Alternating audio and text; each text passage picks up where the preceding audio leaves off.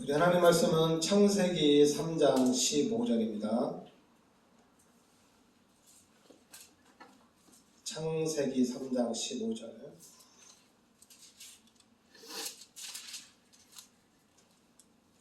같이 우리 합독하겠습니다. 내가 너로 여자와 원수가 되게 하고 내 우선도 여자의 우선과 원수가 되게 하리니 여자의 우선은 내 머리를 상하게 할 것이요 너는 그의 발꿈치를 상하게 할 것이니라 하시고. 아멘.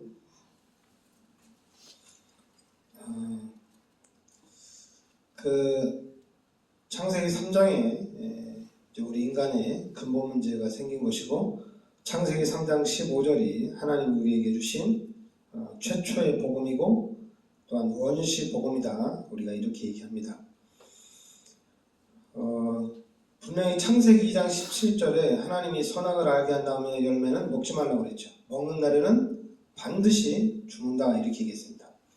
근데 3장 2절에 보면 여자가 뱀에게 말하되 동산 나무의 열매를 우리가 먹을 수 있으나 동산 중앙에 있는 나무의 열매는 하나님의 말씀에 너희는 먹지도 말고 만지지도 말라 너희가 죽을까 하노라 하셨느니라. 3장 1절에 보면 뱀이 여자에게 물어 이르되 하나님이 참으로 너희에게 동산 모든 나무의 열매를 먹지 말라 하시더냐. 하나님은 창세기 2장 17절에 선악을 알게 하는 나무의 열매를 먹지 말라고 그랬거든요. 근데 뱀이 동산 모든 나무의 열매를 먹지 말라 하시더냐, 이렇게 이제 말씀을 왜곡하죠. 그러니까 3절에 동산 중앙에 있는 나무의 열매는 하나님의 말씀에 너희는 먹지도 말고 만지지도 말라 너희가 죽을까 하노라 하셨느니라. 여기 보면 하나님 먹지 말라고 그랬죠. 먹는 한 반드시 죽는다고 그랬죠. 근데 여기 보면 먹지도 말고 만지지도 말고 죽을까 하노라, 이렇게 말씀을 계속 왜곡합니다. 그러면서 4절에 뱀이 여자에게 이르되 너희가 결코 죽지 아니하리라. 이제는 말씀을 완전히 바꿔버리죠. 분명히 창세기 2장 17절에는 반드시 죽는다고 그랬는데 이 뱀은 결코 죽지 아니하리라, 이렇게 얘기합니다. 그러면서 이제 5절에 너희가 그것을 먹는 날에는 너희 눈이 밝아져 하나님과 같이 되어 선악을 알 줄 하나님이 아시니라. 그죠? 그 열매를 먹으면은 하나님처럼 된다, 또 이렇게 속이죠. 그래서 이제 아담과 하와가 요 뱀의 유혹에 의해서 선악과 열매를 따먹게 됩니다. 그러니까 어떻게 돼요? 당연히 이제 하나님 앞에 죄를 짓게 된 거죠. 그러니까 여러분들이 창조 원리를 잘 알죠. 원래 인간은 하나님이 부족함이 없이 우리 인간을 창조한 겁니다. 그런데 우리 인간이 죄를 지으면서 이게 문제가 생긴 거예요. 죄를 지으면서 하나님과의 관계가 단절이 되어지고, 이제 우리 인간이 바로 요한복음 8장 44절에 마귀의 지배 아래에 딱 있게 되는 겁니다. 마귀의 지배를 받게 되는 그런 삶을 살아가는 거예요. 그리고 이제 하나님은 떠났기 때문에 이제 하나님과의 관계는 완전히 단절이 됐고 하나님의 축복을 누릴 수가 없죠. 그러면서 요한복음 8장 44절에 보면 너희는 이제 마귀의 자녀가 되었고, 그리고 이제 살인자다, 이렇게 얘기합니다. 그리고 거짓말쟁이다, 이렇게 얘기합니다. 거짓말쟁이다, 이렇게 얘기해요. 그런데 하나님은 우리 인간이 창세기 3장에서 죄를 딱 쳤는데 하나님은 곧바로 우리에게 복음을 주신 겁니다. 하나님은 곧바로 복음을 줬어요. 그러면서 내가 너로 여자와 원수가 되게 하고 내 후손도 여자의 후손과 원수가 되게 하리니 여자의 후손은 내 머리를 상하게 할 것이요 너는 그의 발꿈치를 상하게 할 것이니라. 그러니까 이제 완전히 사단과 마귀가 원수가 되게 하고, 그리고 이제 여자의 후손이 와서 그리스도가 와서 내 머리를 상하게 할 것이요. 완전히 사단의 머리를 짓밟아 버린다는 얘기죠. 그러면서 이제 너는 그의 발꿈치를 상하게 할 것이요. 그러니까 사단이 우리 인간 여기 보면 이제 발꿈치를 상하게 한다. 그러니까 예수님이 십자가에 달려 돌아가셨다. 그런데 예수님은 다시 부활하셨죠. 그래서 사단의 권세를 완전히 무너뜨린 겁니다. 그러니까 우리가 이제 요 예수 그리스도 하나님이 주신 그리스도를 통해서 하나님의 자녀가 되어지고 이 구원받는 축복 속에 들어오게 되는 겁니다. 그러니까 여러분들이 잘 알아야 될 게 이거 죄 문제 우리 원죄는 우리 인간이 해결할 수 없습니다. 그리고 이런 마귀의 문제, 영적인 문제도 우리 인간이 해결할 수가 없어요. 그래서 하나님이 예수님을 이 땅에 보내신 이유 중에 하나가 요한일서 3장 8절에 요 마귀의 일을 멸하기 위해서 예수님을 이 땅에 보내셨다는 얘기입니다. 마귀의 일을 멸하기 위해서. 그러면 요 마귀는 실제적으로 계속해서 우리 인간을 속인다는 얘기입니다. 저는 그 요한복음 8장 44절이 불신자는 어쩔 수 없어요. 내가 승리하기 위해서는 나의 반대편에 있는 사람들을 죽여도 되고 그 사람들을 완전히 무너뜨려야 돼요. 그게 이제 마귀가 가져다주는 생각, 불신자의 생각입니다. 살인자요, 거짓말쟁이. 그런데 이제 우리가 구원받은 하나님의 자녀로서 이 마귀가 실제로 우리 인간을 멸망의 길로 이끌어가고 있다는 얘기예요. 특히 우리 예수 믿는 사람들이 예수를 믿고 구원을 받아야 된다. 예수를 믿어야지만 우리가 구원을 받을 수 있다. 그리고 예수 그리스도만이 참 진리다. 다른 것은 진리가 아니다. 예수만이 우리에게는 참 진리다. 이게 참 중요한 사실이거든요. 요한복음 14장 1절에 내가 곧 길이요 진리요 생명이라는 얘기입니다. 그러니까 우리가 믿는 이 예수가 바로 참 진리란 얘기예요.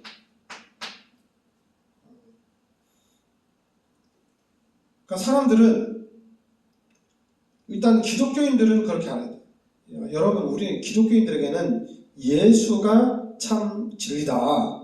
이렇게 확실하게 다져야 돼요. 그러니까 나는 진리 안에 들어와 있다는 얘기입니다. 그러니까 여러분들은 진리를 알고 있다는 얘기예요. 그러니까 진리를 알고 있다는 얘기는 우리의 삶은 성공의 길을 가고 있다는 것이에요. 진리를 안다는 얘기는 내가 왜 사는지도 알고 있다는 얘기입니다. 그리고 진리를 안다는 얘기는 어떻게 살아야 되는지도 알아요.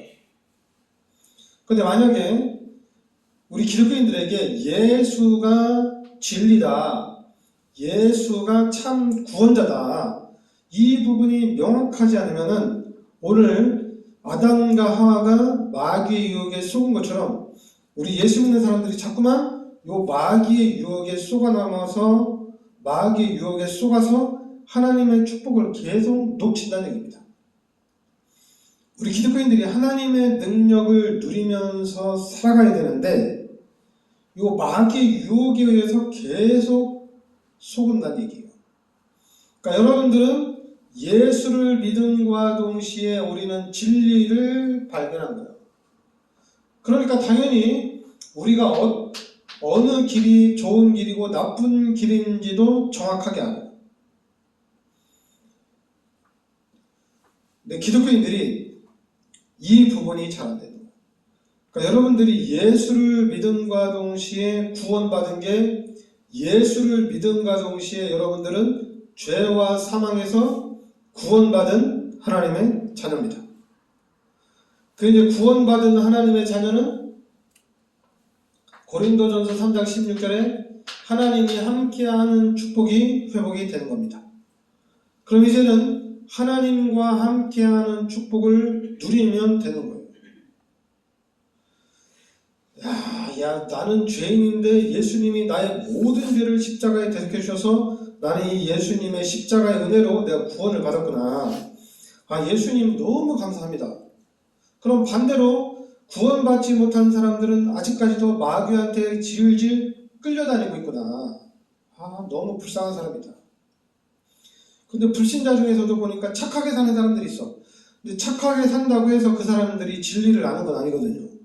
착하게 살면서 예수가 필요 없다는 얘기, 나는 교회 안 가도 잘 살 수 있다는 얘기거든요.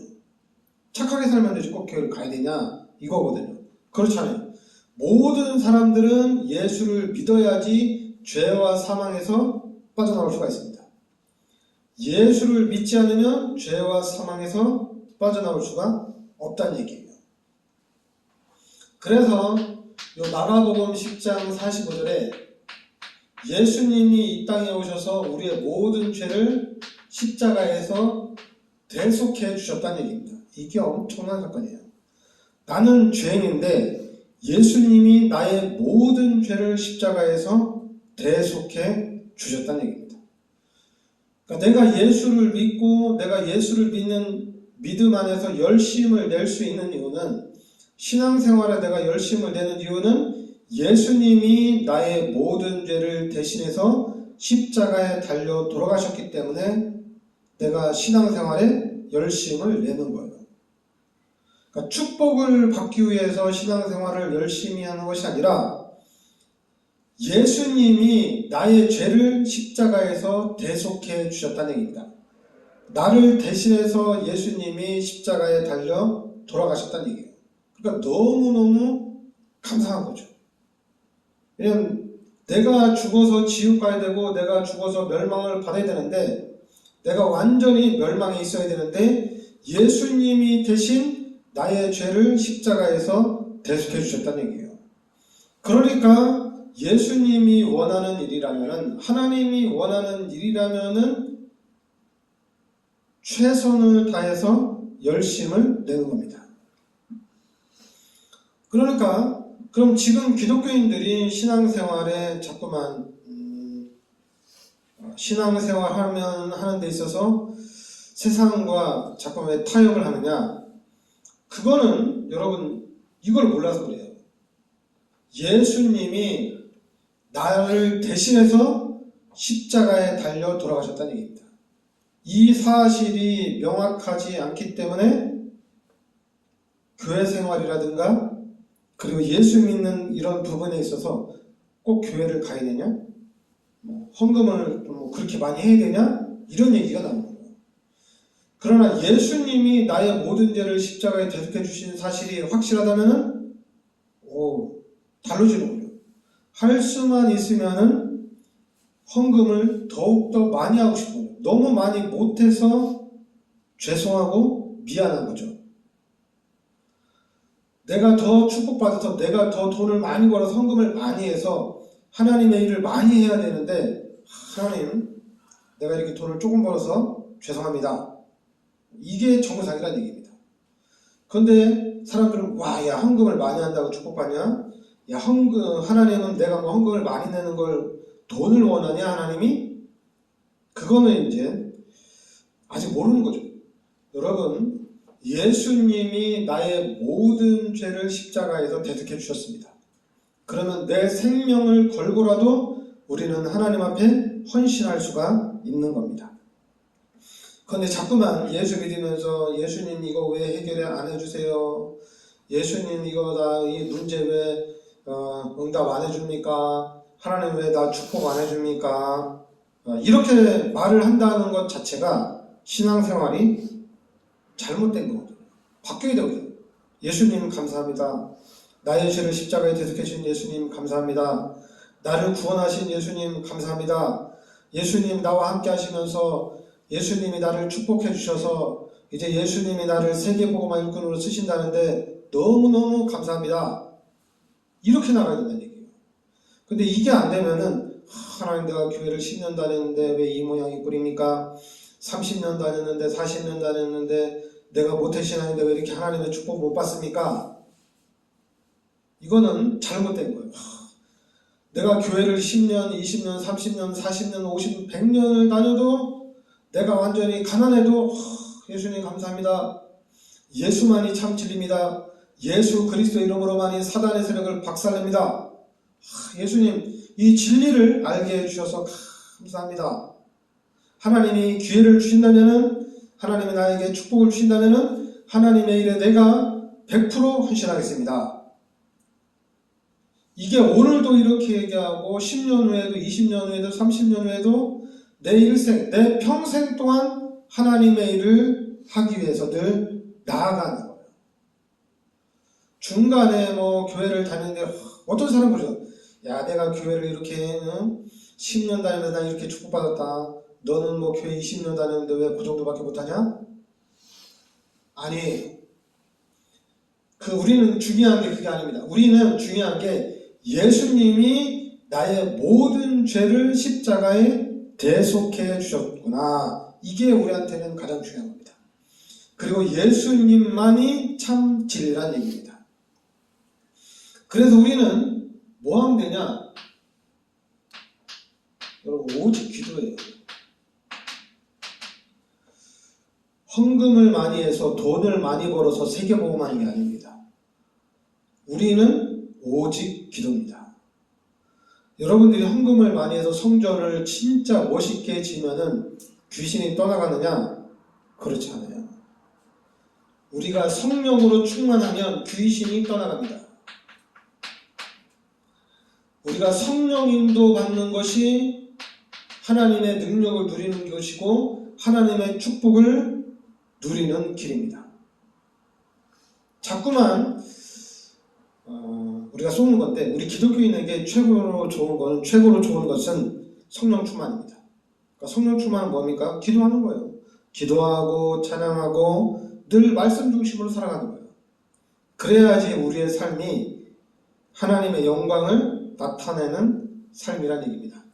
자꾸만 육신적으로 내가 보여주고 세상적으로 보여줄 때 하나님의 영광이 나타난다고 하는데, 그렇지 않아요. 하나님의 영광은 우리가 진짜 깨어서 기도하고 늘 성령 충만한 가운데 성령 인도 받는 것이, 이게 진짜로 하나님이 기뻐하시는 일인 줄 믿습니다. 그래서 우리 교회가 진짜 성령 충만한 교회, 또 여러분 자신이 성령 충만하고 여러분의 가문에 늘 성령의 충만한 역사가 일어날 줄 믿습니다. 기도하겠습니다. 하나님, 은혜를 감사드립니다.